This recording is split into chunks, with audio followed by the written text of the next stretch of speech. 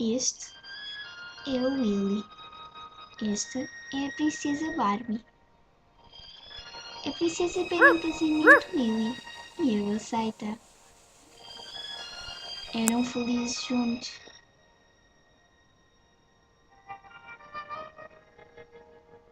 Quando Willy estava a dormir, apareceu um monstro e raptou a sua princesa.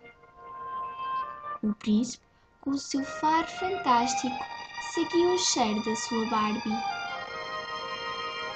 Pelo caminho, Willy encontra uma fada que lhe dá um poder: cuspir fogo.